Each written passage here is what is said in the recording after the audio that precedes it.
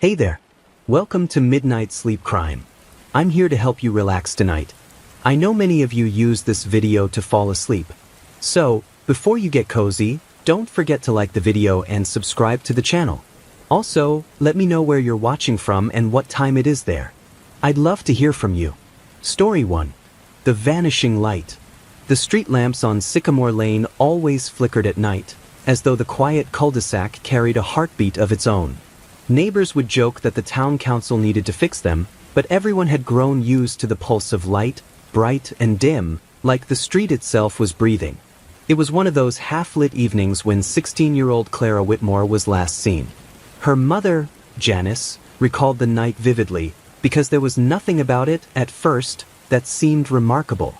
It was a Friday evening in late October, and the neighborhood carried the sense of wood smoke and damp leaves. Clara had finished dinner with her parents and younger brother, Lucas. The family ate in the living room, trays balanced on their laps, watching a sitcom rerun. At some point, Clara excused herself, retreating upstairs to her bedroom. It should have been just another ordinary night. But around 9:30, Janice tapped on Clara's door to remind her to take her laundry down to the basement. The door was locked, something Clara often did when she wanted privacy. Janice called her daughter's name. No answer. She tried again. Nothing. At first, irritation colored her tone. She assumed Clara had her earbuds in, lost in one of her true crime podcasts. But as the minutes stretched, unease crept into her chest. She knocked harder, her voice now edged with panic. Finally, her husband, Mark, came up the stairs, annoyed by the commotion. He tried the knob himself, then banged on the door. Still no answer. By 9:45, Mark had found a screwdriver and jimmied the lock. The door swung open, revealing nothing. The bedroom was empty. Clara's desk lamp glowed faintly, casting a circle of light on her notebook and a half-finished doodle. Her window, usually latched, was open just a crack. A sweater hung loosely off the chair, and her phone sat charging on the nightstand. But Clara herself had vanished. No note. No sound of retreating footsteps. Not a single trace of where she had gone. The neighborhood. Sycamore Lane was the kind of suburban street where nothing ever happened, or so its residents liked to believe. It was a short, tree-lined road on the edge of town, with just 9 houses built in a neat horseshoe. Families there knew each other by name, waved across driveways, and hosted annual block parties in summer. When word spread that Clara Whitmore was missing, unease spread quickly. Neighbors emerged from their homes in pajamas and sweatshirts, craning necks to see what the fuss was. Porch lights flicked on, illuminating the street like a stage. Mrs. Adler, the widow across the street, leaned on her cane and whispered, "I saw her light go out just before 10. I thought nothing of it." Mr. Carr, 3 doors down, claimed he'd heard footsteps on the sidewalk earlier, but dismissed it as kids cutting through. But it was Mr. Baines, the retired mailman next door, who said something that made everyone shift uncomfortably. "I saw someone," he muttered, his eyes squinting behind thick glasses. "Up there, standing by the Whitmore's driveway. Not Clara. Taller. Dressed in black." The police arrive. By 10:15, Janice had called 911. Her voice shook as she described the situation. Her teenage daughter had locked her bedroom door, and when they got inside, she was gone. No, she hadn't left a note. Yes, her phone and purse were still in the room. No, they hadn't heard anyone come in or out. Deputies arrived within 15 minutes. Red and blue lights painted the neat suburban houses with uneasy color. The officers searched the yard, sweeping flashlights across the manicured bushes, the swing set in the Whitmore's backyard, the empty sidewalks. Inside the house, they combed through Clara's room. Her laptop sat on the bed, open to a paused YouTube video. Her curtains fluttered with the cold night air seeping in from the cracked window. "Did she have a boyfriend?" one deputy asked. "No," Janice snapped, her arms wrapped tightly across her chest. "She would have told me." Mark cleared his throat. "There's this kid who's been texting her, I think." Lucas mentioned it. Lucas, only 12, stood in the hallway, pale and trembling. His voice was barely a whisper when he spoke. "She said a boy kept asking her to hang out. She never told me his name." just that he was older. The deputy wrote something in his notebook. Another officer leaned out the window and inspected the ground below. No footprints in the flower bed. No drag marks.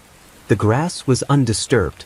It was as if Clara had simply vanished into the night. The search. By midnight, Sycamore Lane had become a scene out of a nightmare. Search dogs padded across the lawns, sniffing for a trail that ended abruptly at the street. Officers knocked on doors, asking if anyone had security cameras. 2 houses did. At 8:54 p.m., one camera captured Clara walking up her driveway, backpack slung over one shoulder. She glanced behind her once, as though checking for something, before disappearing inside. At 9:17 p.m., another camera, positioned across the street, caught a strange sight. A figure, tall, lean, dressed in dark clothing, was seen standing at the edge of the Whitmore's yard. The footage was grainy, the figure blurred. It never moved closer, just lingered there watching. And then at 9:29 p.m., the streetlight above the Whitmore's house flickered and went out. When it came back on, less than a minute later, the figure was gone. And so was Clara. Theories begin. By dawn, speculation had already begun to swirl. Some neighbors believed Clara had run away. After all, teenagers were unpredictable. Maybe she had a secret boyfriend.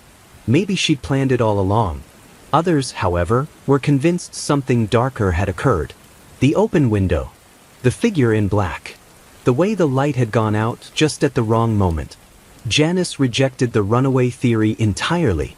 She wouldn't just leave, she insisted to Detective Evelyn Reeves, who had taken charge of the case. Not without her phone. Not without telling me. We were fine. Everything was fine. But Detective Reeves, a woman with sharp eyes and a reputation for digging deep, wasn't so sure. Families always say everything is fine, she said quietly, scanning the room. Until it isn't. The street falls silent. In the days that followed, Sycamore Lane changed. Where once there had been children riding bikes and neighbors chatting over fences, there was now silence. Curtains stayed drawn. Parents kept their children indoors. Every night, the street lamps continued their strange flicker, as though mocking the neighborhood's new unease.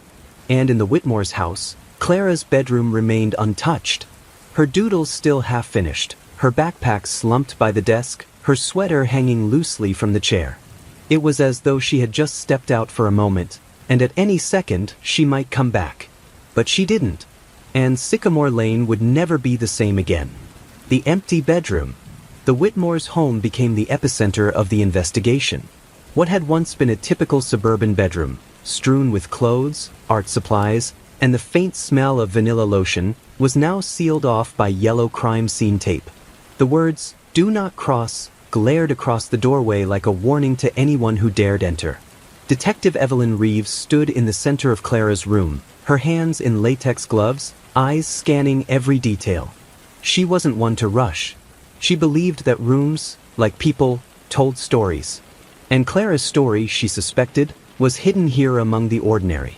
The first thing Reeves noted was how neat the space was for a teenager. The bed was made, though the blanket looked as though someone had sat on its edge recently. A notebook lay open on the desk, half covered in doodles, spirals, eyes, and what looked like broken street lamps. The curtains still fluttered faintly from the window that had been left cracked. Reeves leaned closer to the sill. The latch wasn't broken. The window had been opened willingly. On the white paint of the sill, she spotted a faint smudge, darker than dust, too deliberate to be random. She crouched, shining her penlight on it. It was a fingerprint, partial but distinct. "Bag this," she told a crime tech, stepping back. Janice's denial. Downstairs, Janice Whitmore sat at the kitchen table, wringing a dish towel as if it might unravel the truth. Her face was pale, eyes hollowed from lack of sleep. "She wouldn't leave," Janice said again, repeating the line like a prayer.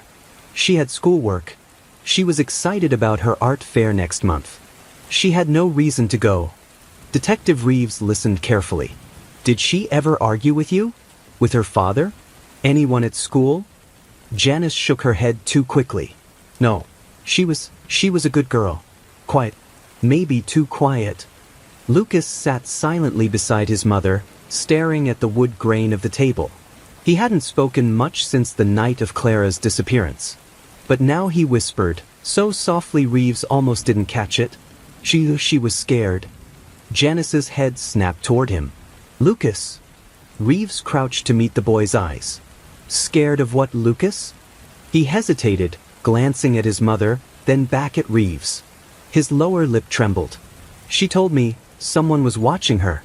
From outside her window. The kitchen fell into silence. The window watcher. Back upstairs, Reeves replayed Lucas's words in her mind. She stood again at the window, this time leaning out. From Clara's perspective, she would have had a clear view of the street lamp across the yard, the flickering one. And beyond it, the thick line of trees that bordered the cul-de-sac. If someone had been watching, they would have had the perfect vantage point, cloaked in shadows, hidden by the trees, yet able to see everything in Clara's room when the light flickered out. Reeves pulled herself back inside. Something about the street lamp unsettled her. She made a mental note to have the town's maintenance logs pulled. When had it last been serviced? Had anyone reported the flickering before? Or was it perhaps deliberate? The missing items. The tech team worked methodically through Clara's belongings. Her backpack contained only 2 notebooks and a few pens. Her dresser was full of clothes, untouched. Jewelry remained in its box. But 2 things were missing. First, Clara's sketchbook, her prized possession, the one she carried everywhere. Not in her room. Not in the house. Second, her house key. It wasn't on her desk or in her purse. She didn't take her phone, but she took her key and her sketchbook? Reeves muttered, "That's not a runaway. That's someone planning to meet someone else." The empty bed. Reeves moved to the bed. She ran a gloved hand along the comforter, noticing a faint indentation near the foot. Someone had sat here recently. Not Clara. She was meticulous, her mother had said, and the comforter was smooth when she left for dinner. A swab of the sheets revealed a faint trace of ash. Reeves frowned. She knew the smell, cigarette smoke. Yet the Whitmores insisted no one in their home smoked. She looked at the notebook again. The doodle of a broken street lamp. Clara had been drawing the same thing neighbors described the night she disappeared. Was it coincidence or a message? The neighbors' stories. That afternoon, Reeves canvassed the neighbors again. Most claimed to have noticed nothing unusual. But when she knocked on the door of the Carr's house, 3 doors down, their teenage son, Ryan, gave her pause. "I saw her light go out," Ryan said, shifting uncomfortably. "Like, right before 10. Then it came back on, but I swear I saw movement at her window. Like a shadow." Could it have been Clara? Ryan shook his head. Too tall. Like way taller than her. Mrs. Carr quickly pulled her son back, murmuring something about how late it was. But Reeves had already caught the flicker of fear in the boy's eyes. The sketchbook lead. Later that evening, Reeves called Janice and Mark back into the living room. She held up one of Clara's older sketchbooks, which had been found under her bed. Its pages were filled with eerie drawings, faceless figures standing at the end of Sycamore Lane, shadows slipping between houses, street lamps surrounded by dark halos. "Did you know she was drawing these?" Reeves asked. Janice shook her head, horrified. Mark rubbed his temples. "She was imaginative," he muttered. But Reeves didn't see imagination. She saw obsession. Clara had been documenting someone, long before she vanished. The bedroom at night. Reeves insisted on one final step before leaving. She returned to Clara's room just after midnight, when the street outside was silent. She turned off the desk lamp, allowing the flickering street lamp to be the only source of light. As she stood there, the bulb outside buzzed, dimmed, and went black. In the sudden darkness, the window became a mirror, reflecting the room. And for just a heartbeat, Reeves swore she saw movement behind her, an outline in the reflection that didn't match her own. When the light flickered back, the room was empty again. But the unease lingered. Someone had been here. Someone had watched Clara from this very window. And now, Reeves feared, they were watching her too. The neighbor who knows too much. Detective Evelyn Reeves had investigated her fair share of missing persons, but something about Sycamore Lane felt different. It wasn't just the flickering street lamps, the eerie quiet, or the sense of dread that seemed to thicken the air. It was the way the neighbors looked at one another, as though everyone had secrets, and no one was willing to share. One name kept surfacing as she went door to door again: Arthur Baines. The retired mailman lived alone in the narrow two-story house right next to the Whitmores. He'd been on the block the longest, more than 30 years, and prided himself on knowing everyone's business, as some of the younger families put it. That reputation, coupled with the fact that he was the first to mention seeing a mysterious figure near Clara's yard, made him impossible to ignore. The house next door. Arthur Baines's house was cluttered, its front porch crowded with wind chimes that clattered even in the still air. The curtains were always drawn tight, but the porch light never went off.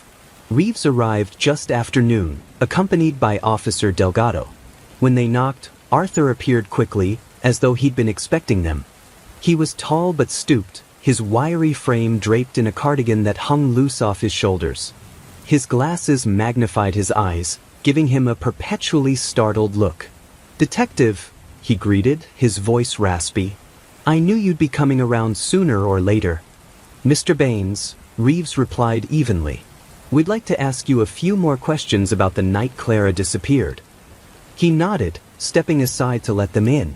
The interior smelled of mothballs and something stronger, tobacco smoke, faint but present. Reeves's eyes flicked to the ashtray by his recliner. Half-burned cigarettes sat in it, their ends marked by a distinctive filter. Her mind immediately connected it to the trace of ash found on Clara's bedsheet. The story he told. They settled into his cluttered living room, Delgado perching on the edge of the sofa while Reeves leaned against a bookcase. Arthur took the recliner, folding his long fingers in his lap. "I already told the officers what I saw," he began. "A figure. Standing in the Whitmore's driveway. Around 9:30. I couldn't make out the face, it was too dark, and the street lamp flickered out at the worst time. But they were tall, taller than the girl, that's for certain." "Male or female?" Reeves asked. Arthur hesitated. "Could have been either. But the way they stood, broad shoulders, stiff. My guess? Male." "Did you see Clara leave the house?" He shook his head. "That's the strangest part. I was watching the whole time. I never saw her come out. Just gone." Delgado leaned forward. "And you're certain you weren't mistaken? That it wasn't Clara herself you saw?" Arthur's magnified eyes sharpened. "I've lived here longer than anyone else on this street. I know Clara. That wasn't her." The things he shouldn't know. At first, his account lined up with the timeline. But then, as Arthur continued speaking, Reeves noticed something troubling. "She left her phone behind, didn't she?" he said suddenly. "And her sketchbook's gone." Reeves stiffened. That detail hadn't been released to the public. "How do you know that, Mr. Baines?" Arthur blinked rapidly, as though realizing his mistake. "Well, people talk, don't they? I heard Janice mention it when the officers came around last night." But Reeves had been present. Janice had never said anything about the missing sketchbook in front of the neighbors. That detail was known only to family and investigators. Arthur Baines knew too much. A shadow of obsession. Reeves glanced around the room, taking in the decor. Stacks of newspapers were piled waist-high in the corners. A row of neatly labeled photo albums lined one shelf. On the coffee table lay a camera, old but well-kept, with a zoom lens attached. "Do you take a lot of pictures, Mr. Baines?" she asked casually. His thin lips twitched into a smile. "It's a hobby. Been photographing this street for years. The changes, the families, the seasons. I like to keep a record." "A record," Reeves repeated, stepping toward the albums. Arthur moved quickly, almost too quickly for a man his age. "Those are private," he said, his tone suddenly sharp. Reeves held his gaze. "So is Clara Whitmore's bedroom. Yet someone was watching it." Arthur's hands clenched the armrests of his chair, knuckles whitening. "The cigarettes." Delgado rose and moved toward the ashtray. "Do you mind if we take one of these?" Arthur's eyes flicked to the cigarette butts. "Why would you need that?" "Just routine," Delgado said smoothly. Arthur hesitated, then gave a stiff nod. But the hesitation was enough for Reeves. She leaned closer, lowering her voice. "We found ash on Clara's bed, Mr. Baines. The same brand you smoke. For the first time, Arthur's composure cracked. His eyes widened and he stammered, I never went into that house. I would never. But someone did, Reeves pressed. And whoever it was, Clara trusted them enough to let them in. Did she trust you, Mr. Baines? Arthur shook his head violently. She didn't even like me. Kids these days don't. They think I'm a nosy old man. Maybe because you watched them too closely, Reeves countered. The outburst. The room grew tense. The only sound was the tick of a clock on the wall. Finally, Arthur leaned back, his chest heaving. You think I had something to do with it, don't you? He snapped. You think I hurt her. But you're wrong. I saw something that night, something I shouldn't have. That's why you're here, isn't it? Because I noticed what no one else did. What did you see? Reeves asked firmly. Arthur licked his lips. Not just the figure in the driveway. There was another shadow. At the window. Someone was inside that room with her. The words hung heavy in the air. Delgado frowned. Why didn't you mention that before? Arthur's gaze darted to the window. Because no one believes me. They never do. They all think I'm just a crazy old man. The photograph. Reeves decided to push further. If you've been taking photos of this street for years, maybe you caught something on camera. Do you have pictures from that night? Arthur hesitated again, then sighed, rising to his feet with surprising energy. He shuffled over to the shelf and pulled out an album, slamming it onto the table. The photographs inside were meticulous. Houses in daylight. Cars parked at different angles. Children playing in yards. The rhythm of suburban life, catalogued frame by frame. Then, Reeves's hand froze on a page dated 2 weeks before Clara's disappearance.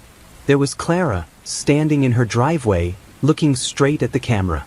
Her expression wasn't casual or friendly, it was wary, almost fearful. Why were you photographing Clara? Reeves demanded. Arthur's voice trembled. She knew someone was watching her. She told me. I was trying to help. To catch whoever it was. Reeves studied him carefully. His eyes, his shaking hands, the desperation in his voice. It could be guilt.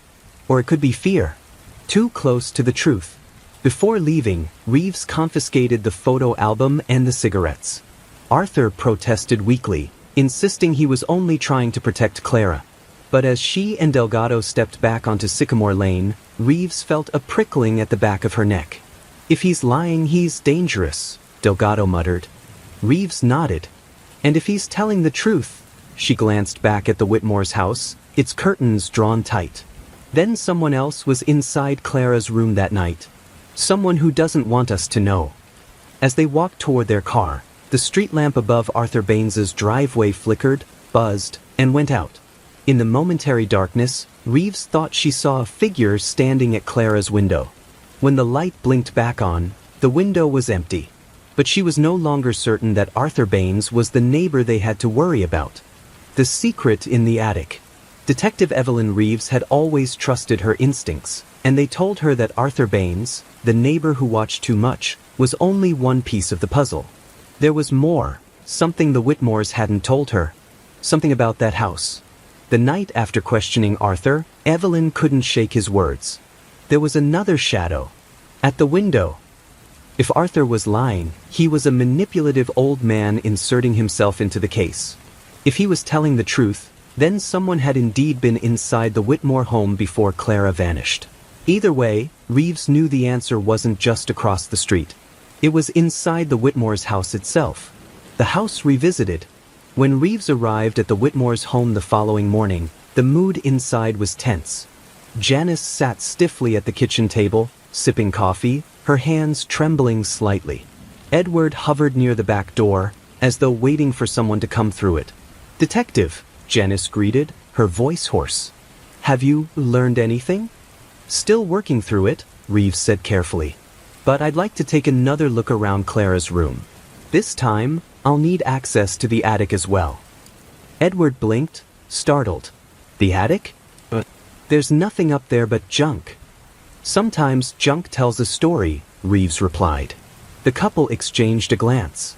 Something unspoken passed between them, but neither argued further. The latter. The attic hatch was at the end of the upstairs hallway, a square panel in the ceiling with a pull string dangling down. Edward fetched a ladder, grumbling the whole time. "Detective, with all respect, this seems unnecessary. Clara never went up there. She hated dust." Reeves ignored him, tugging the string. The hatch creaked open, and a puff of stale air drifted down, thick with the scent of mildew and insulation. Dust motes floated in the beam of morning light spilling through a nearby window. She climbed the ladder, flashlight in hand. Delgado followed behind her, his larger frame making the narrow ladder groan under his weight. The attic was cramped, its wooden beams low enough that Reeves had to duck. Boxes were stacked haphazardly, some sagging under the weight of decades. An old trunk sat against the far wall, and faded Christmas decorations spilled out of a cardboard box nearby. It looked, at first glance, exactly as Edward described, junk. But Reeves had learned to distrust appearances. Presence above. She swept her flashlight slowly across the space. A chill prickled her skin, even though it wasn't particularly cold. "Detective," Delgado murmured, pointing. In the dust covering the attic floor, faint footprints trailed from the hatch toward the far corner. Reeves's heart quickened. "Recent," she whispered. The prints were small. Too small to belong to Edward, and too precise to have been made long ago. Someone had been up here recently. Someone light on their feet. She followed the tracks until they disappeared beneath a pile of boxes. Kneeling, she pushed them aside. Her fingers brushed something solid, something hidden. A small wooden panel. The hidden space. "Help me move this," she said to Delgado. Together, they shifted the boxes and pried up the panel. Beneath it was a crawl space, no bigger than a closet, carved between the attic beams. Inside were objects. A flashlight, a stack of notebooks, and, horrifyingly, a pillow and blanket. Reeves's throat tightened. Someone had been living in the attic. Delgado swore under his breath. "Jesus, you think Clara?" Reeves shook her head slowly, picking up the notebooks. They were worn, filled with dense handwriting. Names, dates, drawings. Her blood ran cold when she saw sketches of Clara's face. Not artistic, but obsessive. Dozens of versions of her, smiling, frowning, crying. Always drawn with wide, staring eyes. The family's secret. Reeves descended the ladder, clutching the notebooks, her face pale. Janice gasped when she saw them. Edward stepped forward, his voice hard. "Where did you find those?" "In your attic," Reeves replied flatly. "Would you like to explain why someone's been living above your daughter's bedroom?" Edward's face turned red, and for a moment he looked ready to explode. Then he deflated, sinking into a chair. "It's complicated," he muttered. "Complicated?" Reeves snapped. "Your daughter is missing, and you never thought to mention that there was evidence of someone hiding in your attic?" Janice began to cry, covering her face with her hands. Edward glared at her, then turned back to Reeves. "It's not what you think," he insisted. "It wasn't Clara. It was someone else." "Who?" Edward hesitated. Then the word spilled out. "My brother." "The brother in the walls." Reeves froze. "Your brother? What are you talking about?" Edward ran a hand down his face. "His name is Paul. He's troubled. Has been since we were kids. He can't hold down a job, can't live on his own. For years, he's been drifting. And when things got bad, real bad, we let him stay here. In the attic. Just for a while." Janice sobbed harder. "I told you it wasn't safe, Edward. I told you." Reeves's pulse raced. "Are you telling me your brother was living in the attic above your teenage daughter's room?" Edward slammed his fist on the table. "I didn't have a choice. Family takes care of family. Family doesn't stalk their niece." Reeves shot back, waving the notebooks. "These drawings? These notes? This isn't care, Edward. This is obsession. The missing brother." Reeves demanded to know where Paul was now. Edward shook his head. "I don't know. He disappeared a few days before Clara did. We thought maybe he left town." "Or maybe," Reeves said coldly, "he didn't leave at all."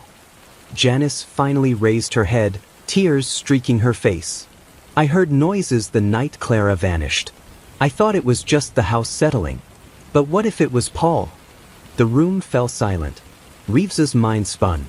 Arthur Baines had claimed to see a figure in the driveway. Maybe that was Paul. Maybe he had lured Clara out, or worse, dragged her. But then, why hadn't the Whitmores told her this sooner? The attic notes. Reeves flipped through more pages of the notebooks. There were cryptic phrases scrawled between the drawings. She hears the song. The light keeps her safe. They don't know what I know. Beneath one sketch of Clara was written, "She'll come with me when the time is right." Reeves slammed the book shut, bile rising in her throat. "Your brother needs to be found immediately," she said. "Because whether you want to face it or not, he's tied to Clara's disappearance." Edward hung his head. Janice broke down completely. Delgado stood by the door, scanning the yard outside through the window. If Paul's still around, he might be watching us right now. The creak in the ceiling. That night, Reeves couldn't get the attic out of her mind. She replayed the details over and over, the footprints, the bedding, the drawings. A secret space above Clara's bedroom, where someone had lived like a ghost. She imagined Clara lying in bed, unaware, or maybe aware, of the eyes watching from above. The thought sent a shiver down her spine. But something nagged at her. If Paul had taken Clara, why leave behind his notebooks? Why vanish without a trace? Unless he hadn't gone anywhere at all. As she prepared to leave the Whitmore's house that evening, she heard it, a faint creak above her. From the attic. The watching. She froze in the hallway, staring up at the hatch. For a moment, she swore she heard breathing. Slow, heavy, coming from directly above. Her hand went to her gun. Delgado moved quietly to her side, his eyes wide. "Did you hear that?" he whispered. Reeves nodded slowly.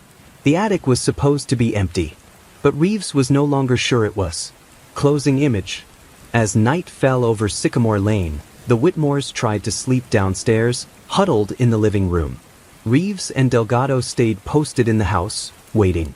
At exactly 2:14 a.m., the sound came again. The weight of someone shifting on the beams above. Reeves's eyes snapped open. Someone was still in the attic. The man in the rafters. The attic hatch loomed above Detective Evelyn Reeves like a mouth waiting to open.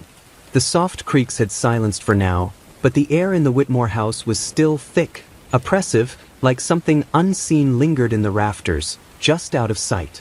Delgado shifted uneasily beside her, one hand on his holster. "If someone's up there, they know we're down here," he muttered. Reeves nodded.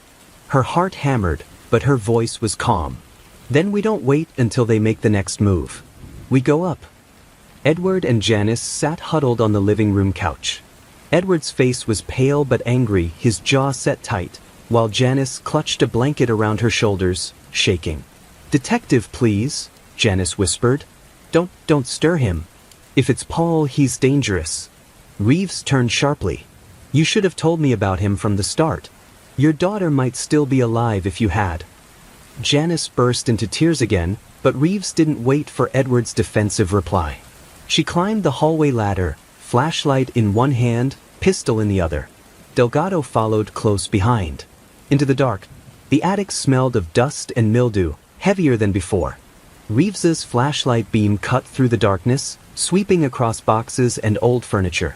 The crawlspace where they'd found the bedding and notebooks sat open, gaping like a wound. The air was silent, too silent. "Paul?" Reeves called, her voice firm but steady. "It's Detective Evelyn Reeves. We know you've been staying up here. We need to talk." Her words echoed softly off the beams. No reply. Delgado muttered, "I don't like this. Place feels wrong." Then, faintly, above them, scritch scritch. Reeves's flashlight darted upward. The sound wasn't on the floor, it was in the rafters. The shape in the shadows. The attic ceiling was crisscrossed with thick beams, dusty and uneven. For a moment, Reeves thought the sound was just rats. Then she saw it. A shape shifted in the dark. It was human. A man crouched along one of the beams, his limbs awkward, animal-like, eyes glinting as the flashlight caught them. His face was smeared with grime, his hair long and matted. Paul Whitmore. Reeves's pulse jumped. "Paul, it's over. Come down." No one has to get hurt. The man didn't move. His head tilted sharply, like a bird studying prey. Then, with startling speed, he scuttled along the beam deeper into the attic, disappearing into shadows. Delgado swore and raised his gun. He's fast, Jesus, he's like a damn spider. Don't shoot unless you have to, Reeves snapped, climbing carefully over boxes toward where Paul had gone. The chase in the rafters. The sound of wood creaking echoed above them as Paul moved, the rafters groaning under his weight. Reeves and Delgado followed, their flashlights darting between the beams. Reeves's foot crunched over something. She looked down. Another notebook. Smaller than the others, its pages torn. She flipped it open with one hand. Inside were scribbled words, jagged and frantic. The girl knows the song. She is light. They are dark. Take her before they do. Reeves's stomach turned. She shoved the notebook in her coat pocket and pressed on. Suddenly, a loud crack split the air. Delgado's flashlight swung up. Paul had dropped down onto a lower beam, crouching like an animal. His eyes glared down at them. Where is Clara? Reeves demanded. Paul let out a guttural laugh, more like a growl. Then he hissed a single word. Gone. The collapse. Before Reeves could react, Paul launched himself across the attic, swinging from one beam to another with shocking agility. Delgado raised his gun, but Paul vanished into the dark again. The old wood groaned ominously. Dust rained down. One of the beams gave way. Paul tumbled through a weak patch of ceiling, his body slamming down through plaster. A jagged hole opened above the upstairs hallway, raining debris. Reeves peered down through the hole. Paul hadn't fallen all the way through. He hung precariously, gripping a beam, his legs dangling. He snarled, pulling himself back up with frightening strength. Delgado leaned over, gun ready. He's gonna kill himself if he keeps this up. But Paul scrambled onto another beam, chest heaving, glaring at them with a wild intensity. Reeves's gut told her he wasn't afraid of falling. He wasn't afraid of anything. The confrontation. Finally, Paul crouched on a central beam, directly above the crawlspace where they'd found his bedding. He was cornered, panting, eyes darting like a trapped animal. Reeves steadied her voice. Paul, your niece is missing. We need to know where she is. Did you take Clara? Paul's face twisted into a grotesque smile. He rocked back and forth on the beam, muttering. She came to me. She was already mine. Reeves's heart pounded. Where is she now? Paul leaned forward, pointing a filthy finger at her. They'll never find her in the light. Delgado stepped closer. What the hell does that mean? Paul's laugh echoed through the rafters, sharp and broken. The house remembers. The house keeps her safe. Just like it kept me. Then, with terrifying speed, he scuttled back into the crawlspace, disappearing like smoke. The search. Reeves and Delgado rushed forward, but the crawlspace was empty. Only the old bedding and more scribbled papers remained. God damn it, Delgado cursed, slamming a box aside. Reeves stared at the shadowed corners of the attic, unease clawing at her gut. Paul hadn't gone far. He knew this space better than anyone. He could vanish into the walls, into the beams, even into the floorboards. Her radio crackled. Officer Mercer's voice came through from outside. Detective Reeves? Movement in the yard. North side of the house. Someone dropped from the roof. Reeves's blood ran cold. It's him. He's on the move. The escape. By the time they scrambled down from the attic and rushed outside, Mercer was already running along the side of the house, flashlight beam darting across the yard. North fence. Mercer shouted. Reeves sprinted after him, Delgado close behind. Her lungs burned as she cleared the yard, her beam catching a fleeting glimpse of Paul's figure clambering over the wooden fence with shocking speed. Paul, stop, she yelled. But he vanished into the tree line beyond the property, swallowed by the woods. Reeves stopped at the fence, chest heaving, frustration surging through her. Paul Whitmore, the man who had lived in the rafters, who had drawn Clara over and over, who had whispered about songs and light, was gone. But not for long. The evidence. Back inside, Reeves spread the notebooks across the Whitmores' dining table. Edward sat silent, his face gray, while Janice clutched her rosary beads, rocking back and forth. "This was your responsibility," Reeves said sharply to Edward. "You brought him into this house. You let him live above your daughter's room. And now she's gone." Edward slammed his fist on the table, but his eyes were wet. "He wouldn't hurt her. He's my brother." Reeves pointed at one of the drawings, a crude sketch of Clara crying.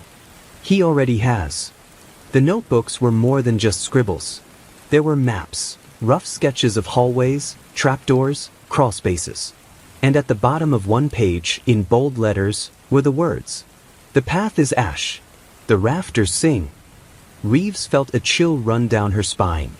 This wasn't just about Clara anymore. Paul's ramblings hinted at something older, something tied to the house itself. Closing image. That night, Reeves sat in her car outside the Whitmore home, notebook in her lap, replaying Paul's words over and over. "They'll never find her in the light. The house remembers. The rafters sing." The image of his body crawling across the beams replayed in her mind, his eyes gleaming like a predator. Somewhere in those shadows, Paul knew where Clara was. And Evelyn Reeves swore she would tear the house apart beam by beam if that's what it took to find her. The girl in the walls. Detective Evelyn Reeves had always been practical. She believed in evidence, not whispers. But the Whitmore house was pushing her patience to its limits. Every creak in the floorboards, every whisper of air through the vents, felt like someone else was inside with them. Not Paul, not just Paul, but Clara too. Somewhere close, almost too close. And the words from Paul's notebook would not leave her mind. The house remembers. The rafters sing. If Clara was still alive, if Paul hadn't killed her, then the answer lay not in the woods or the streets, but in the house itself. The discovery in the vents. Reeves returned the next morning with a specialized team. Thermal scanners, sound sensors, even cadaver dogs. They were going to rip the house apart, if necessary. Delgado was skeptical. "You really think the kid's in the walls? That she's just been, crawling around like him?" Reeves kept her eyes on the floor plan pinned to the Whitmore's kitchen wall. This house was built in 1897. Renovated in the 60s, again in the 90s. Old houses mean sealed crawl spaces and used vents, bricked over cellars. There are places here no one's touched in decades. And Paul knew every one of them. The tech team set up equipment, moving methodically. Within an hour, one of them called out from Clara's room. "Detective, you'll want to see this." Reeves hurried upstairs. The tech crouched by the air vent near Clara's desk. The cover was loose, screws missing. Inside, wedged between dust and cobwebs, was a scrap of fabric. It was from Clara's hoodie. Reeves's stomach twisted. She reached deeper into the vent with gloved fingers, and her hand brushed paper. She pulled it free, a torn page from a sketchbook. The drawing was frantic, shaky, but unmistakable. It showed Clara's own bedroom. But on the walls were dozens of eyes watching. Whispers in the walls. That night, Reeves stayed late again. The Whitmores had been moved to a hotel for their safety, leaving the house eerily silent. Delgado had begged her to go home, but Reeves couldn't. Not when Clara might still be here. She sat in Clara's room, lights off, listening. At first there was only silence. Then, faintly, the sound of movement in the walls. A shuffle. A soft scrape. A breath. Reeves held her breath, straining her ears. "Clara," she whispered into the darkness. The room seemed to pulse with silence. Then, very softly, came the faintest sound. 3 knocks. Her heart lurched. She tapped her flashlight against the wall in return, 3 times. The answer came back, muffled from within the plaster. Knock, knock, knock. The crawlspace. By dawn, Reeves had a plan. She brought in the team again, this time focusing on the northern wall of Clara's room. The thermal scanner lit up faintly in the plaster. "Someone's behind there," the tech muttered. Body heat but faint. Reeves's pulse raced. "Cut it open." They sawed carefully through the plaster. Dust filled the air, the smell of mildew thickening. Behind the wall was a narrow crawl space, barely wide enough for a person to squeeze through. And on the inside of the plaster, scratched with fingernails, were words. "Help me." The letters trailed off into jagged scratches. Reeves's throat went dry. She reached a hand inside, shining her flashlight into the darkness. The beam cut through dust, catching on something pale. For one terrible second, she thought it was bone. Then it moved. The girl in the walls. Clara! Reeves called, heart hammering. The pale shape shifted. A face turned toward the light, hollow cheeks, wide, frightened eyes. Clara Whitmore. Alive. She was wedged in the crawlspace, trembling, shielding her face from the beam of light. Clara, it's okay, Reeves said, her voice shaking now. I'm here. We're getting you out. But Clara flinched, pressing herself deeper into the wall. No, don't. He'll hear. Reeves froze. Paul? Clara nodded violently, eyes wide with terror. He's still here. He's always here. The extraction. It took nearly 2 hours to widen the opening enough to pull Clara out. She fought them at first, terrified, convinced Paul was waiting just beyond the doorway. But eventually she collapsed into Reeves's arms, sobbing, her thin body trembling. Reeves wrapped her in a blanket, whispering, "You're safe now. We've got you." But Clara shook her head, her voice hoarse. "No one's safe. Not in this house." She pointed to the ceiling, to the rafters. "That's where he lives. That's where he keeps his voices." Clara's story. At the hospital, Clara was treated for dehydration and malnutrition. Reeves sat beside her bed, gently coaxing her to speak. Through tears and whispers, Clara explained what had happened. "He came into my room the night the light went out. I thought it was a dream at first. He said he was my uncle, but he wasn't like before. He whispered things about the house, about how it remembered everyone who had lived here." Her eyes grew distant, haunted. "He said the house needed me, that the walls wanted me inside them. And then he pushed me into the crawlspace. He said I had to stay until the house was done with me." Reeves's skin crawled. "How did you survive in there?" Clara's hands twisted in her blanket. "Sometimes he gave me food. Crackers, water bottles. I think he wanted me to draw for him. I left sketches in the walls. But mostly I just listened. To the house. To him. To the voices." Reeves leaned forward. "Voices?" Clara nodded, trembling. "The people who were here before. He says they never left. And at night, I could hear them whispering through the rafters." Paul's return. That evening, as Reeves left the hospital, Delgado pulled her aside. His face was pale, eyes wide. "We've got a problem." "What?" He handed her a crime scene photo from earlier that afternoon. It showed the crawlspace where Clara had been found. But now, on the inside wall, fresh scratches had appeared. Words that hadn't been there when Clara was pulled out. In jagged letters, it read, "She is mine." Reeves's blood ran cold. "Paul." Delgado nodded grimly. "He came back. The man in the walls." That night, officers were stationed around the Whitmore house. But the structure was old, full of gaps, crawl spaces, and tunnels. Watching the outside meant little if Paul could move through the inside. At 2:37 a.m., Officer Mercer reported movement in the attic. Reeves was the first up the ladder, Delgado close behind. The attic was silent, except for the faint groan of wood. Her flashlight beam swept the rafters. There, just for a second, she saw him. Paul, crouched in the beams, grinning down at them. His hands were raw, bloodied from scratching into the plaster. His eyes glowed with feral intensity. And then he whispered, voice carrying through the darkness. "You can't take her. She's in the walls now. She belongs to the house." He scuttled deeper into the rafters, vanishing into the shadows. Reeves gritted her teeth. This wasn't over. Clara was alive, but the man in the walls was still out there. And as long as he was, no one in the Whitmore family would ever be safe. The House of Echoes. Detective Evelyn Reeves had hunted killers before. But Paul Whitmore, whatever he had become, wasn't just a fugitive. He was a phantom of the house itself, moving through walls and rafters as though the building had been built for him. The Whitmore home wasn't just a crime scene anymore. It was his territory. And Reeves was starting to fear that Clara hadn't been the only one Paul had ever hidden inside it. Whispers in the night. The police had secured the perimeter of the Whitmore property, but inside, the house refused to be tamed. Reeves stayed overnight with a small team. Every groan of the floorboards sounded deliberate. The walls carried faint vibrations, as though whispers were riding through the wooden beams.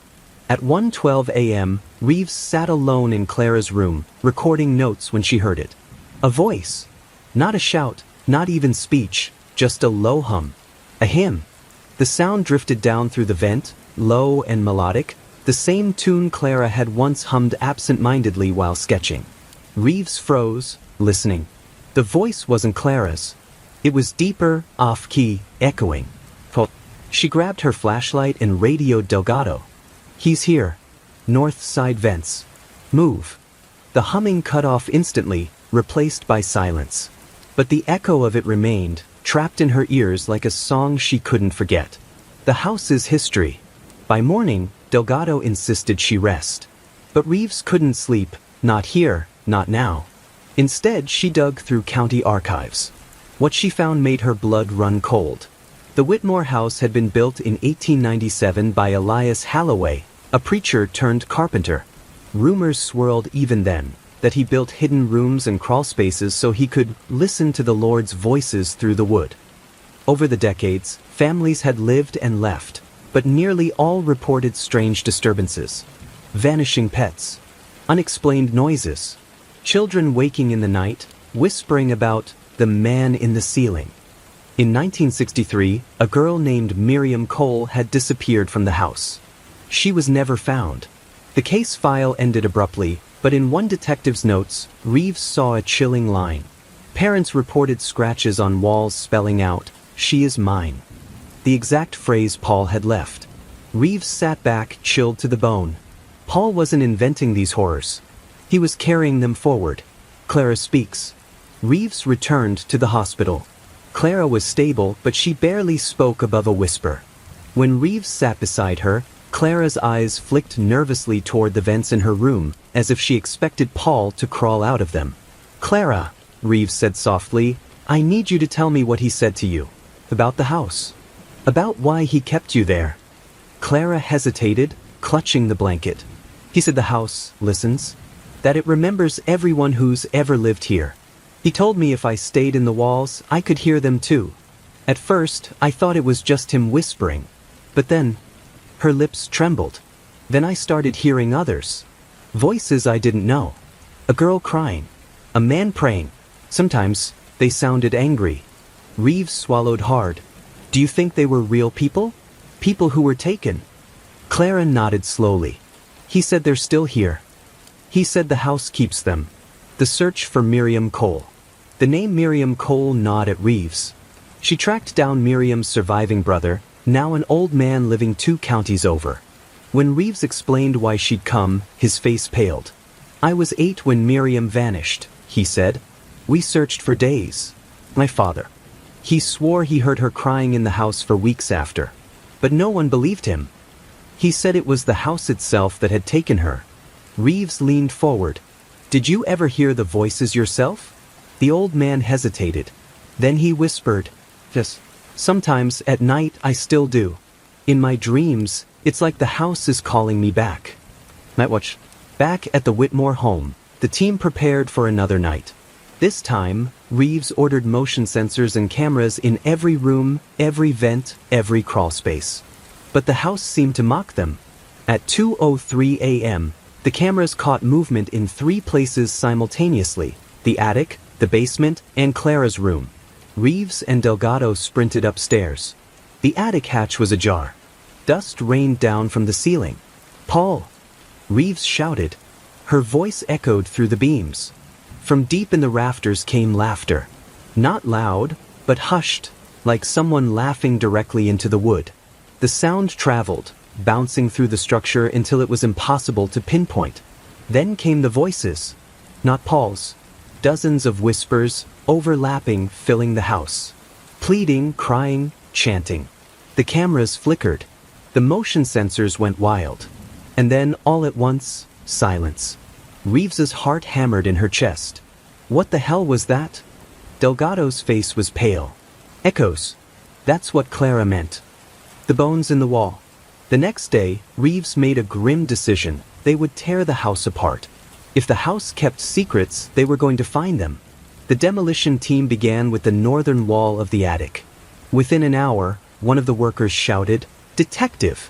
Behind the paneling was a hollow cavity. Inside were bones. Small ones. Children's bones. Wrapped in tatters of fabric that looked decades old. Reeves's stomach turned. She thought of Miriam Cole. Of the crying voices Clara had heard. Paul hadn't started this. The house had been keeping children long before he was born. And now, Paul had become its willing keeper. Paul's message. That night, as Reeves stood in the gutted attic, she found fresh scratches carved into the exposed beams. The words were jagged, frantic. "You cannot save her. She is already in the echoes." Reeves's blood ran cold. He wasn't just after Clara. He wanted her too. The house speaks. At 3:19 a.m., the house erupted. Every vent, every wall, every crawlspace carried sound. Moaning, weeping, shouting. The air itself vibrated. Reeves covered her ears, but it didn't stop. The voices weren't outside. They were inside her head. She staggered, nearly falling as whispers pressed against her mind. "Help me. Don't leave. She is mine."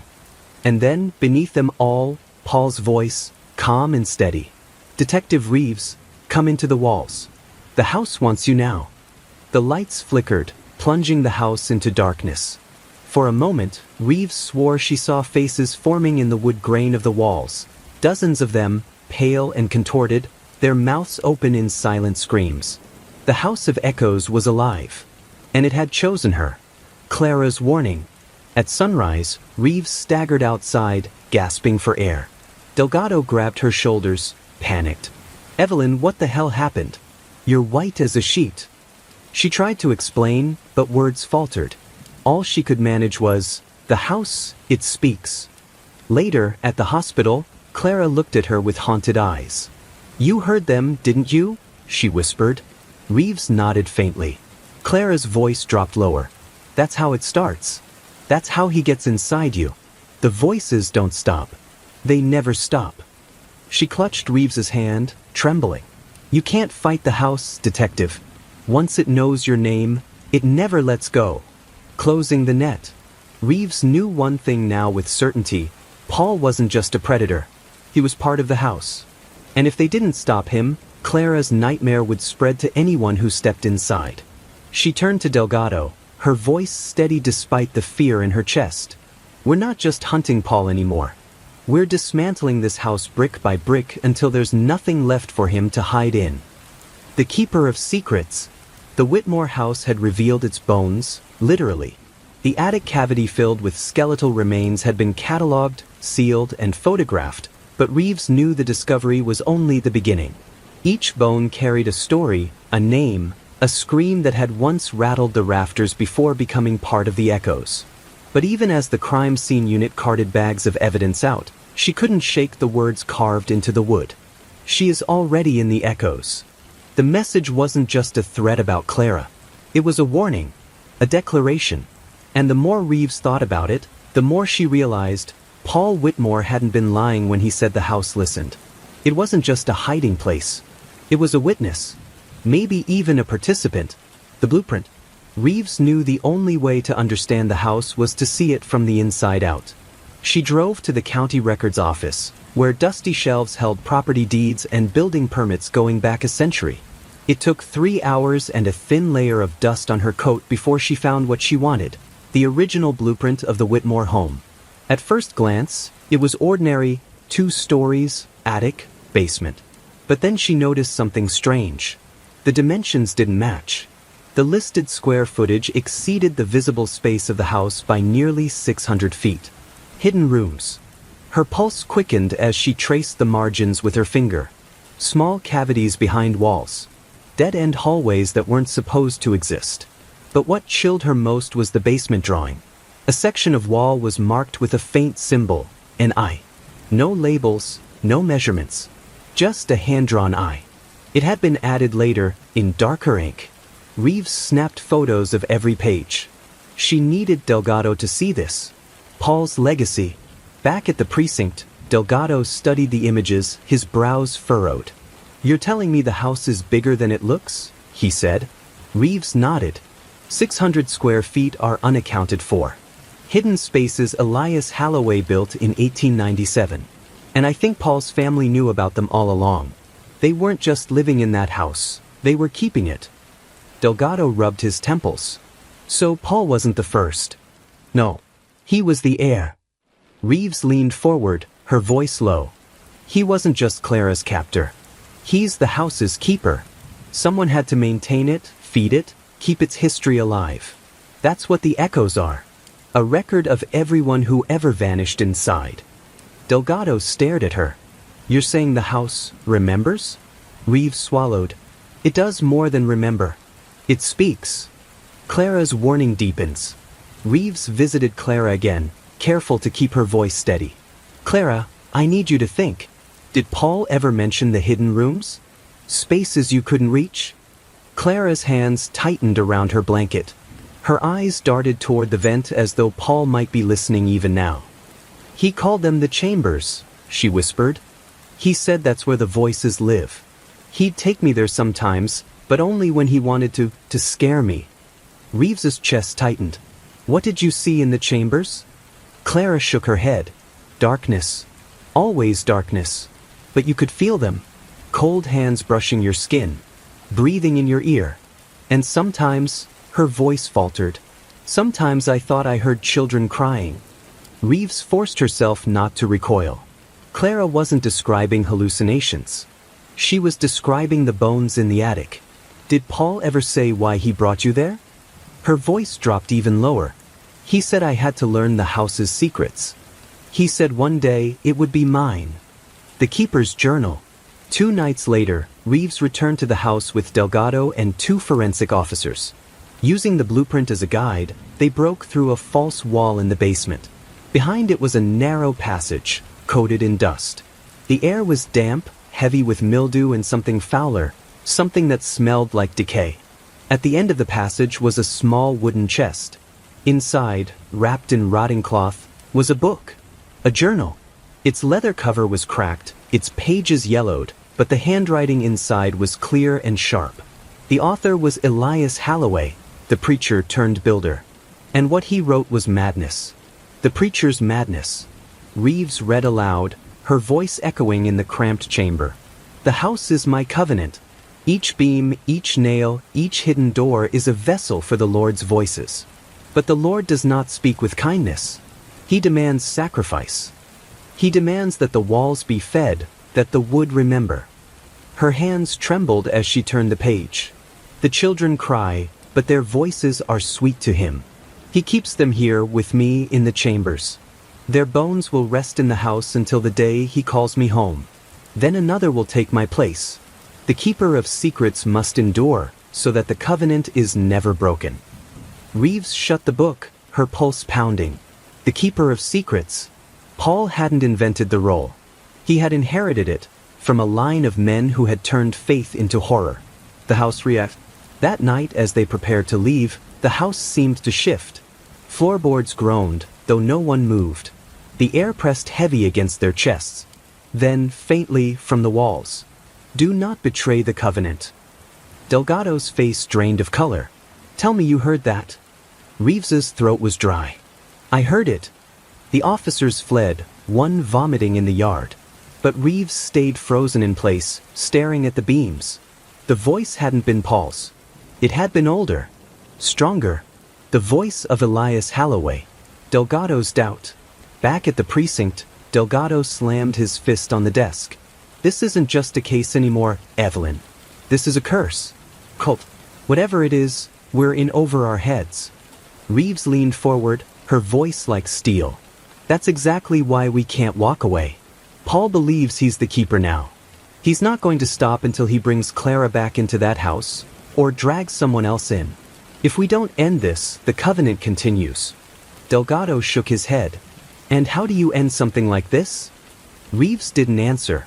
Because she didn't know. Paul's return. At 3:47 a.m., Reeves's phone buzzed. A new voicemail. She played it, and the sound made her blood run cold. Paul's voice.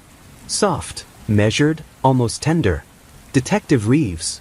You've read the book, haven't you? Now you know what I am. I am the keeper of secrets. And soon you will be too. The house has already chosen you. You hear the voices, don't you? They call for you in the dark. You can fight it, but you cannot win. The covenant does not end. It only passes on. The message ended with the faintest sound, humming. The same hymn Clara had heard. The same one that echoed in the rafters. The house's choice. That night, Reeves couldn't sleep. Every creak of her apartment made her flinch. She kept hearing whispers at the edge of her hearing. Sometimes her name, sometimes a child crying. When she finally closed her eyes, she dreamed of the house. Its doors stretched taller than they should, its windows dark pits. She walked inside and the walls breathed around her, whispering with hundreds of voices. At the end of the hall stood Paul, smiling faintly, holding out his hand. "Come, Evelyn," he whispered. "The house wants you now." She woke gasping, her sheets soaked in sweat. The echoes weren't staying in the house anymore. They were following her. The next morning, Delgado found her at her desk, pale and haggard, staring at the preacher's journal. "Evelyn," he said quietly, "you need rest. You're unraveling." She looked up at him, her voice hoarse. "I'm not unraveling, Delgado. I'm becoming what Paul said. The keeper." Delgado froze. "Don't say that." Reeves's eyes burned with exhaustion and terror. "I don't want it, but I can feel it. The house has chosen me." She slammed the journal shut. "Which means we only have one choice left. We don't just arrest Paul. We don't just demolish the house. We destroy the covenant. Completely. Or it'll never stop." But even as she said it, she knew the truth. The covenant wasn't bound to wood or walls. It was bound to her. And Paul was waiting for her to take her place. The trial of voices. The Sycamore County Courthouse was built of stone and oak, a proud monument meant to project order and justice. But as Detective Evelyn Reeves stepped inside that morning, the structure felt as hollow as the Whitmore house itself, its walls incapable of keeping out the whispers that had followed her since discovering Elias Holloway's journal. Paul Whitmore was on trial for kidnapping, unlawful imprisonment, multiple counts of homicide, and desecration of human remains. But it wasn't just the trial of a man. For Reeves, it felt like the trial of the covenant itself, of the voices that had claimed the Whitmore house for more than a century. The spectacle. News crews lined the courthouse steps. Locals pressed their faces against the glass doors, eager for a glimpse of the man who had haunted their nightmares. Paul entered the courtroom in shackles, dressed in a plain gray suit that fit too loosely on his thin frame. His hair had been cut short in county lockup, his face pale and gaunt, but his eyes were the same, calm, unblinking, dangerous. When he saw Reeves in the gallery, he smiled. Not the smile of a man cowed by justice. The smile of someone who believed he had already won. Opening statements. The prosecutor, Assistant Day Morgan Leary, opened with brutal clarity. "Ladies and gentlemen of the jury, this case is about a man who believed he was chosen by a house. He lured victims into its walls, imprisoned them, murdered them, and left their bones to rot in its rafters. This is not a ghost story. This is not a legend. This is a series of crimes committed by Paul Whitmore, and today we will prove that beyond any doubt." Paul's defense attorney, a wiry man named Connors, rose next. "My client is not a monster," he said smoothly. "He is a victim of a family curse, a childhood spent in isolation, and a house that warped his fragile mind. He did not act out of malice but under the weight of delusion. Ladies and gentlemen, you must decide if a man who believes he hears voices can be held truly responsible, or if he is merely the last casualty of the Whitmore covenant." The jury shifted uneasily. Clara testifies. When Clara Henderson took the stand, the entire room seemed to lean forward. She looked small in her cardigan, her voice trembling at first. But as she described the nights in the walls, the hymn that Paul hummed, and the moment she saw the bones in the attic, her voice grew steady. "He told me I was chosen," she said, "that the house needed me, that I had to become part of it. If Detective Reeves hadn't found me, I'd be in those rafters with the others." Connors tried to shake her testimony. Ms. Henderson, isn't it possible that your memories are clouded by trauma? That what you think you saw, what you think you heard, may have been hallucinations? Clara's eyes flashed. I know what I saw. And I know his voice. I'll never forget it. She pointed at Paul. It was him. Paul only tilted his head, lips curling into the faintest smile. The journal. The prosecution introduced Elias Holloway's journal as evidence, reading excerpts aloud. The keeper of secrets must endure, so that the covenant is never broken. Gasps rippled through the courtroom. Some jurors visibly shuddered. But Connors countered quickly. Ladies and gentlemen, this is not proof of a crime. It is the ravings of a mad preacher written more than 100 years ago. My client cannot be held accountable for the writings of his ancestors. Leary leaned into the jury box. Maybe not, but he acted on those words. And because of that, there are bodies in the rafters. Paul speaks. The most unsettling moment came when Paul himself took the stand. Against Connors' advice, he insisted on testifying. I am not insane, he said calmly, his eyes sweeping the courtroom. The house is real. The covenant is real. You think you can put me in chains and it ends? The voices don't die. They move. They've already chosen another keeper. He turned and looked directly at Evelyn Reeves. She hears them. Don't you, detective? The courtroom erupted in whispers. Reeves's stomach dropped as every eye turned toward her. Paul smiled wider, his chains clinking softly as he leaned back. The whispers in court. That night, as the trial adjourned, Reeves sat alone in her car outside the courthouse. She had heard them, soft, almost imperceptible, but real. A child crying. A voice breathing her name. The house wasn't done with her. But was Paul manipulating her? Or was the covenant truly alive, bleeding into her mind? Delgado slid into the passenger seat, breaking her spiral. You okay? He asked. No, she admitted. He's using me. Or the house is. I don't know anymore. Delgado's jaw tightened. Then we fight it. We get him convicted, we burn that house to the ground, and we bury every last secret with it. That's how we win. But Reeves wasn't sure it would be enough. The verdict approaches. Day after day, testimony piled up. Forensics confirmed the bones were human, spanning decades. The journal tied the Whitmore lineage to generations of disappearances. Clara's testimony cut to the heart. But Paul remained composed, unshaken. To him, the trial wasn't about guilt or innocence. It was a performance. And as the closing arguments loomed, Reeves felt the weight of the whispers pressing harder. At night, she dreamed of the courthouse itself turning into the Whitmore house, its walls stretching, its rafters filled with shadows. She wasn't sure where the trial would end, inside the jury's verdict or inside her own unraveling mind. Closing scene. On the final day of testimony, Paul was led out of the courtroom. As he passed by Reeves, he leaned close, whispering just loud enough for her to hear. You can convict me, but you can't stop what's already inside you. The covenant doesn't end in chains. It ends when you take my place. Reeves froze, every muscle locking. Paul walked away smiling. And somewhere deep inside her, where fear and exhaustion had eaten through reason, she felt the truth of his words. The voices weren't leaving her. They were waiting.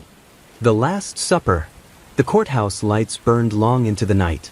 Reporters gathered on the steps like vultures, their cameras aimed at the doors where Paul Whitmore would emerge in shackles once the jury reached a verdict.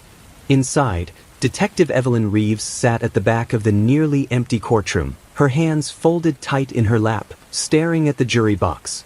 12 men and women deliberated behind closed doors, weighing evidence, testimony, and something they could never quite put into words. The feeling that had clung to every moment of this trial. The feeling that the Whitmore covenant wasn't just history. It was still alive. The whisper in the jury room. When the jury filed back in, their faces were pale, drawn tight with something heavier than the burden of justice. The foreman rose, his voice steady only because he forced it to be. We, the jury, find the defendant, Paul Whitmore, guilty on all counts. A gasp broke through the courtroom, followed by a murmur that swelled like surf against the walls. Paul didn't flinch. He didn't look at the jury, the judge, or even his lawyer. He looked at Reeves and smiled. Paul's last words.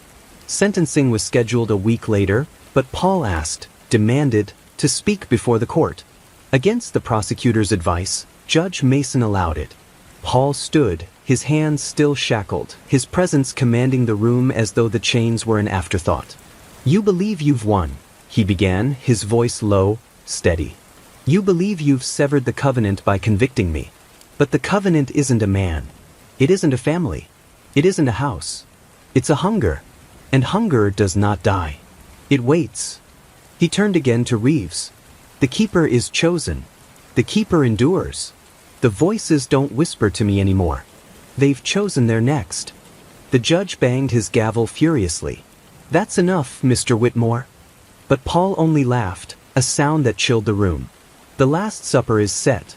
And she already has her seat at the table." He was dragged out screaming the words, his laughter echoing down the marble halls until it faded into silence. The empty house. The Whitmore house had been locked, its windows boarded, its doors sealed with county chains. But Reeves knew she couldn't let it stand. The jury's verdict might have closed Paul's chapter, but the story wasn't finished. She returned at dusk with Delgado, a warrant in hand for demolition. Bulldozers waited at the edge of the property, their engines idling low, headlights glowing like watchful eyes. Reeves walked the rooms one last time. The wallpaper peeled like dead skin. The rafters above groaned with the weight of silence. And yet, as she climbed into the attic, she swore she heard them. The voices, layered atop one another like a choir of the damned. "Don't leave us. Stay. The keeper must endure." Delgado touched her shoulder, startling her. "We should go. They'll bring it down tonight." She nodded, but her legs felt heavy, her chest tight. Every step toward the door felt like betrayal, as if the house itself mourned her departure. The fire. The demolition didn't go as planned. When the bulldozers made their first strike, the house shuddered violently as though alive. Boards splintered. Dust clouded the air. Then came the spark. Nobody could say from where. Perhaps a frayed wire, perhaps something older, something waiting. Flames erupted. The Whitmore house went up in a firestorm so sudden, so consuming, that firefighters barely had time to set their hoses. The dry wood, the hidden crawl spaces, the tunnels in the walls, all of it became fuel. From the yard, Reeves watched the inferno. For a moment, she thought she saw faces in the flames, mouths open in silent screams, eyes glowing white-hot. And beneath the crackle and roar, she swore she heard Paul's voice. "It doesn't end in fire." The Last Supper. That night, Reeves couldn't sleep. She sat at her kitchen table, the lights dim, a half-empty glass of whiskey in her hand. The air felt thick, charged. At midnight, she heard it, a knock at the door. 3 slow, deliberate raps. Her heart pounded as she opened it. No one stood there. But on the porch sat a box. Old wood, stained and cracked. She carried it inside, hands trembling, and set it on the table. Inside were plates. 12 of them, each etched with strange symbols she recognized from Elias Holloway's journal. Each one chipped, blackened, as though salvaged from fire. And at the bottom of the box, a 13th plate. Unmarked. Untouched. Waiting. She understood then. The covenant hadn't died with Paul. The house hadn't burned it away. It had moved on. And she had been chosen. Reeves stared at the 13th plate until dawn. She thought about Clara Henderson, still in therapy, trying to piece her life back together. She thought about the nameless bones, the lost voices, the generations swallowed by the covenant. And she thought about herself, whether she was strong enough to resist or doomed to become the very thing she'd fought against. When Delgado called in the morning, asking if she was all right, she lied. "I'm fine." But her eyes flicked to the box on the table, to the plate that gleamed like a mirror. And she wasn't fine. She was already seated at the Last Supper. Epilogue. The new keeper. Weeks later, Paul Whitmore was sentenced to death. Reporters wrote their headlines, the town tried to breathe again, and the Whitmore house smoldered to ashes. But in her apartment, Reeves began to change. She stayed up later each night, her ears tuned to whispers no one else could hear. She stopped eating with friends, stopped answering calls. Meals became ritual. Plates set just so, knives and forks aligned perfectly, as though guests were coming. Guests no one else could see. And one evening, as she placed the 13th plate at the head of the table, she smiled. Not her smile. Pulse. The covenant had endured. The keeper had risen. And the Last Supper had only just begun.